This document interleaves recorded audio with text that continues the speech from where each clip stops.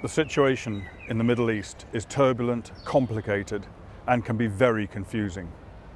Nowhere is this truer than in Israel and the Palestinian territories. As well as complexity and confusion, there is also a great deal of disinformation, emanating either from the ill-informed, the misinformed, or from those who want to mislead. I served in the British Army for 30 years, often working in the type of security situation that we are talking about here. I've spent many years studying Middle East politics and security and have been given unprecedented access to some of the most important decision makers in the region. There are two fundamental truths which will help you understand and make sense of what is really going on. The first fundamental truth is this: the leadership of the Palestinian people do not want their own state in Judea and Samaria, the West Bank, and Gaza. When you consider the vast efforts that have gone in over many years to try and find a way for the Palestinians to have their own state, efforts by the US, the UK, Israel, European countries, the EU and the UN, and many other nations and international organizations, none of these efforts have ever led to a Palestinian state and show no signs of doing so. The Palestinians want one thing only: the destruction of the Jewish state. That is also the goal of so many of their allies in the region. They don't want to see two peoples living side by side in peace together. Why do the Palestinians continuously refuse to make any concessions whatsoever for peace in the interests of their people? Why have they consistently rejected offers of a two-state solution, going all the way back to 1948? Why do the Palestinian leadership indoctrinate their people and educate their children to hate Jews and reject the Jewish state?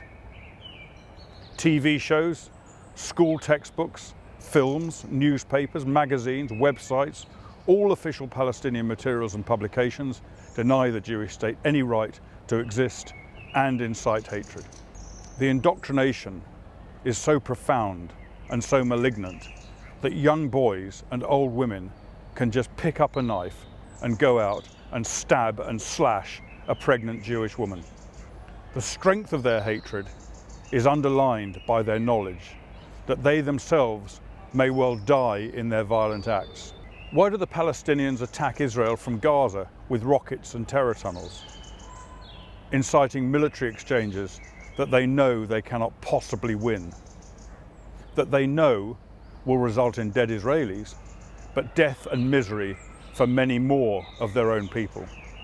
I repeat, the Palestinians only want the destruction of the Jewish state. Of course, the Arabs now know that they can't destroy the Jewish state by military force. They have been trying to drive Jews out from the Holy Land for 100 years, since the 1920s. And during the Second World War, the Mufti of Jerusalem even persuaded Hitler to bring the Holocaust to the Middle East, to murder the Jews there as well as in Europe. And when the UN resolved that the State of Israel should be born in 1948, 5 Arab armies descended on the fledgling nation. Ever since then, they've been trying to destroy the Jewish state using conventional armies and every form of terrorism.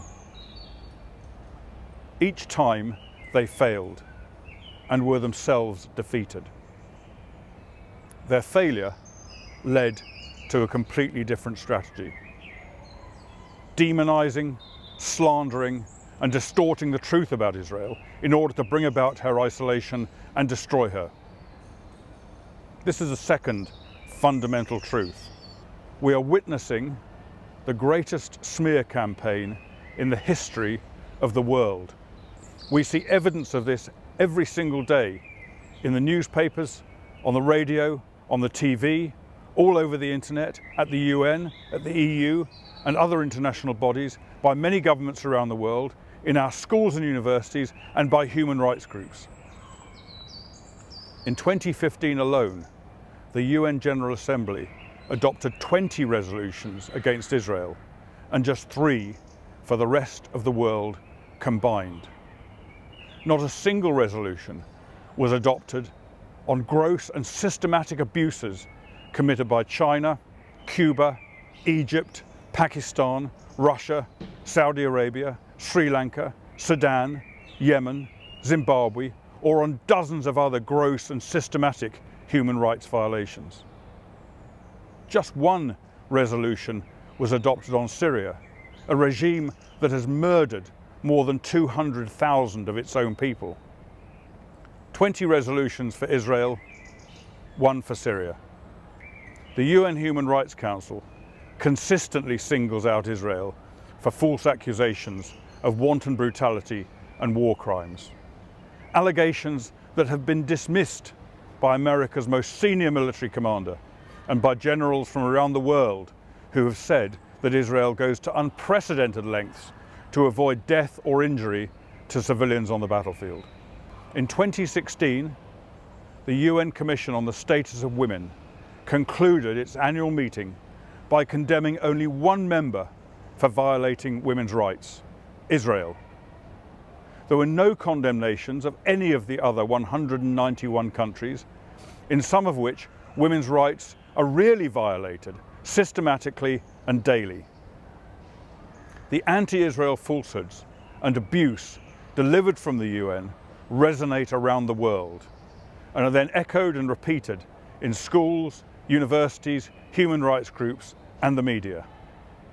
Many countries, human rights groups, and the global media unequivocally accuse Israel of illegal occupation and illegal settlement in the West Bank. Accusations that are not supported by international law and are rejected by some of the world's most distinguished legal authorities.